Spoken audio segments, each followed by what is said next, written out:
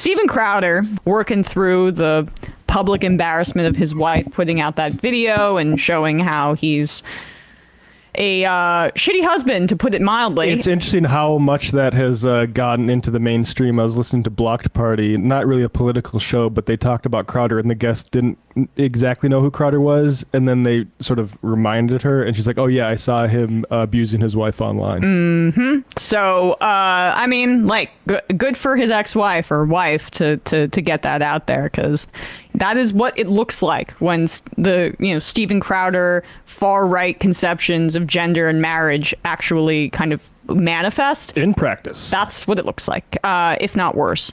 But he's back. He's still, chugging along. This is him talking about how the right wing has failed on social issues. And I think this is instructive just because a few years ago we were told gay marriage, it's settled law. Gay rights, we're good. We can move past this, and now we have corporate pride and all that kind of stuff. But we're in the midst of a major, major backlash. And I don't care about Target or Bud Light losing money, but I do care about what it indicates, and it indicates that the right is successfully framing people to a certain segment of the population as pedophiles and groomers. I think, and I'm not a market watcher, but I also think if you look at the Bud Light company stock price over the 5-year span, it's hard to say what exactly is causing the downturn. I know, there's probably a degree, of course, because it went under Modelo and stuff like that. But I think they're a little bit taking credit for larger trends in the economy. Maybe, but either way, if they felt spooked enough to put out that stupid statement. Yeah. So right, they're having an effect. You're right. Yes. But anyway, here's Crowder talking about where the right's gone wrong in their fight against equality for everybody. I think you have a lot of conservatives who are basically just liberals who cave on slightly less. I don't think our side was consistent as it related to civil unions versus same-sex marriage. I don't. Right. I think civil unions is what would have been appropriate. Yep. And I said that a long time ago because we have pastors who've been jailed in Canada and the UK because marriage has largely been recognized as, a religious institution, and now they are precluded from violating human rights. I don't think we have been consistent. That's why you never hear me say, look, if you're an adult and you want to do it, you do whatever you want. I'll go. No, I say I won't go along with it. You can legally change your name. Fine, I'll address you by your new name, but I am not going to act as though you are a biological female. Yep. I think that what has happened is the left is proactively, progress for progress' sake, has to turn into evil. Because there are no moral guardrails. There's no guiding right and wrong. It's just, we have to change things and dismantle systems that be for the sake of it. It's far easier to destroy than it is to build. The left really doesn't have to build anything as far as cultural institutions or as far as functioning government. They don't really have to.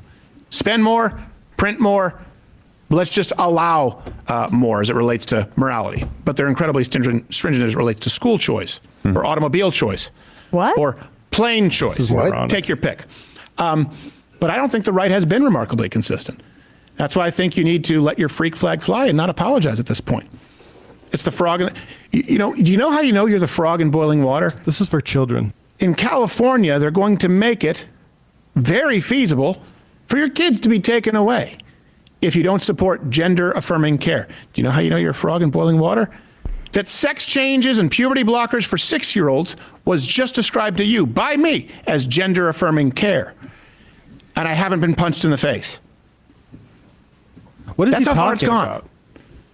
And a big part of it is because of people on the right who don't want to. That's why we have our issues with big tech. All right. Can you pause? This is marketing. It's also a lie. I just want to point this out. The left is not it's this classic projection about the kidnapping thing, about how in California you can take their kids away. Ron DeSantis just signed a bill in Florida that allows the state to take trans kids away from their families. That's something that the right, if they're planning on receiving gender-affirming care, that's what the right is doing. The right is incredibly proactive with this kind of stuff. The right is incredibly aggressive. Over 500 bills introduced just in the year 2023, targeting trans people, whether it be in sports, like the 2 kids participating in sports in Utah that they signed a bill for, overriding the veto of the Republican governor, whether it be gender-affirming care bans and immense difficulties of or imposing difficulties and guardrails for even adults to access gender affirming care throughout the country. The right is the proactive one. So he's just lying. He's just lying. When he talks about civil unions, like, oh, he thought that would have been okay. If marriage is just a religious institution, Stephen, then make it just a religious institution and everyone has a civil union. The reason that gay people should be also included in marriage is because there are tax benefits, there are social benefits, and because they want to be considered equals in society. So if it's just a religious institution, then everyone's a part of a civil union, but they don't want that. They want a tier. No, and then like all this stuff about social transitioning, like where they say like teachers are grooming kids. What they mean is teachers are seeing a child, and this is very rare, but a child say like, actually my gender, I have some sort of gender confusion, and the right wants that teacher to immediately report that kid to the parents. And I don't know what the answer is. I don't think California is going to be forcibly removing gay children from anti-gay parents, but that is a big problem in this country. And you see it with trans parents or parents that have been frankly misled into bigotry or educated toward a bigotry that makes them unable to accept their child's identity, whether it be gay, lesbian, or trans. And that is an absolute tragedy. Yes. Like these people, they like this sort of bigotry is causing rifts that is ruining lives.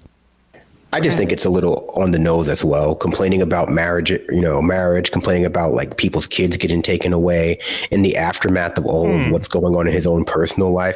It just feels like a lot of Republicans do, which is they just project their predator nature onto other marginalized population. And they just go like, there might be a video out there of me yelling at my pregnant wife and insinuating I might put my hands on her. And yeah, a bunch of my employees might be saying that I'm putting my testicles all over them. Right. But you know who are the real problem, who are actually the sexual deviants?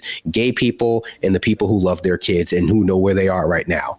So people unlike me, another newly concerned uncle, mad that people have, loving families. And I think it's good that this is going on. Not good that it's going on, but it's illustrative that he's going through all of this publicly and still preaching this amount of hate. Because a lot of people, I think, they are concerned about Steven Crowder's sexuality. Is he bi? Is he gay? Candace Owens like opened that can of worms. But irrespective of all of that, what we know is that he's a predator and that he's an abuser. And he comes on television, like many Republicans do, and talk about the theoretical abuse that might be going on in trans households or households with trans kids or at drag shows. And we don't have any of that on video, but we have him on video.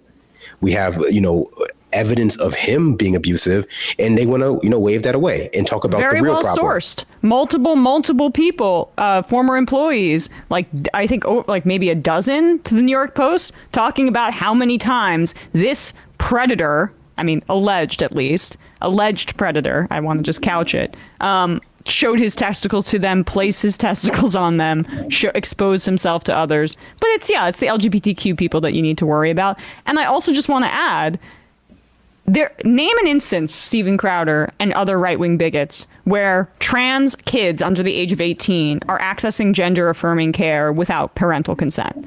And I'm not talking about the debunked Barry Weiss outfit article. Name one. Name it. Because it doesn't happen. It's not happening. Parents are all involved in this. So they obscure that because they have to pretend that some government is forcing your child into gender affirming care when it is a long process of social transition, of doctors being involved, and parents accepting their children for who they are. Maybe Stephen didn't get that kind of acceptance growing up, but it doesn't mean that it should be deprived of other people. I think you all hit the nail on the head. I just want to add, it was very, the one thing that took me out of it was that Steven Crowder seems to be losing it. Honestly, he did not deliver that was a horrible segment. Listen, I'm not talking about the content or what he's saying, but the dude usually can string together sentences and make sense as to what he's trying to say. He's, and get across his ideological belief, even though the content of that we disagree with very much. But that was just like, I don't even think he was stringing together words at some point that made sense. It was just very bizarre. If Sam was monologuing like that, as soon as we finish the show, I'd be like, "Hey, buddy, you should take a vacation, maybe." Yeah, because it's not very coherent. But let's keep going with this clown. Oh, wait, there's more? Oh yeah. And I haven't been punched in the face. Oh well. Yes, you have by That's that how far it's union gone. organizer. And a big part of it is because of people on the right who don't want to. That's why we have our issues with big tech. That's why you join the Mug Club. If you don't say this, now we're going to say it. Stop well, it, pause. We have our issues with big tech, but if you look in the bottom left of the corner here, rumble.com, aka Cantor Fitzgerald Acquisition Corporation number 6, is going to be there for you and the technological saviors of free speech, starring David Sachs and Peter Thiel. That's how far it's gone. And a big part of it is because of people on the right who don't want to. That's why we have our issues with big tech. Well, if you don't say this, now we're going to say it. Well, if you don't touch this third rail, we're going to touch it. You can't cower in fear and then be surprised by the fact that they keep bullying you. It's the first lesson you're supposed to learn from your dad. You can't just, bullies will keep picking on you if you're an easy target. And I don't mean be hateful.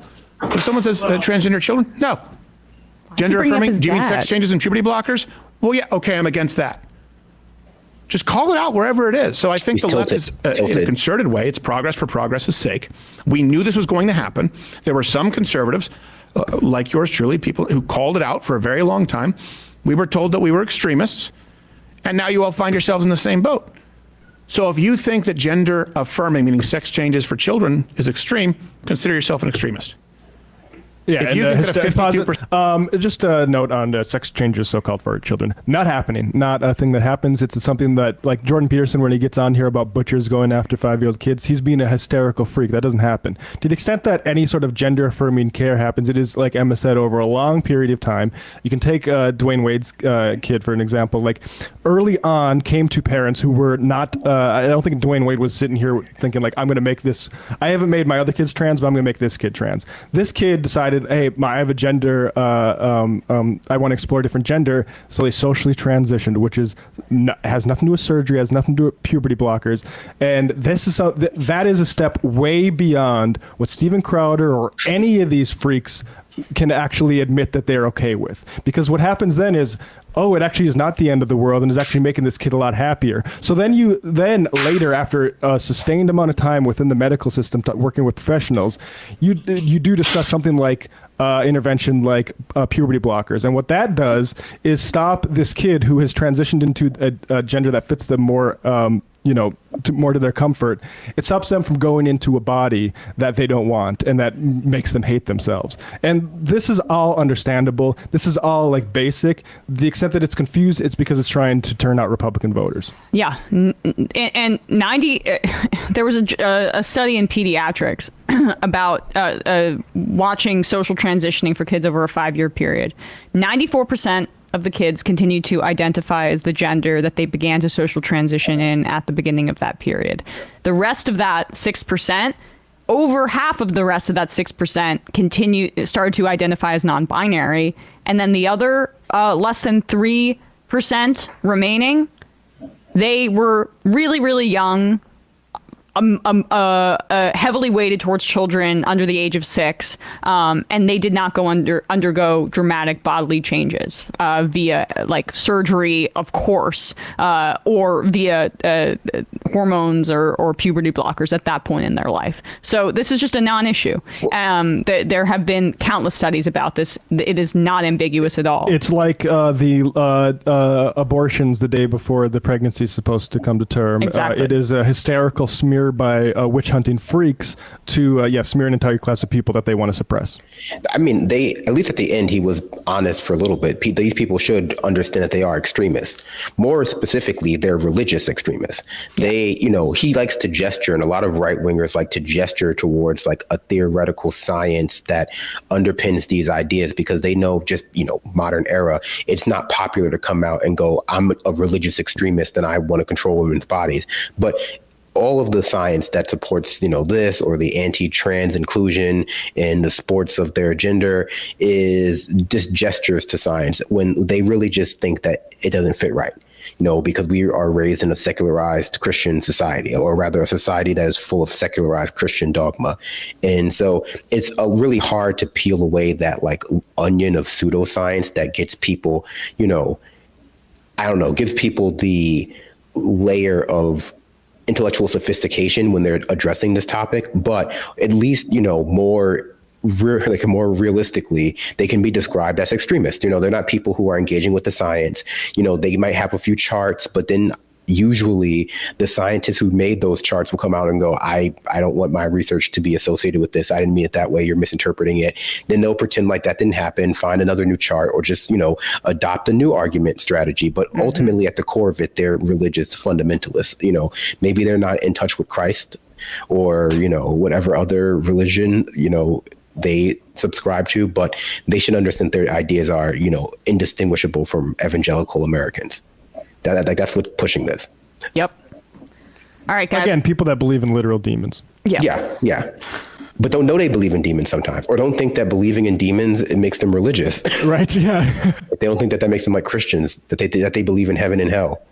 Yeah, it's so funny too when evangelicals are like, they're Satanists on the left. Like, no, if you don't believe in Christianity, you also don't believe in Satan. That's a big part of it. But I think some religious people can't believe that people don't believe in God. It's unbelievable. And to me, it's like, I can't believe that you actually do believe in God. Yeah.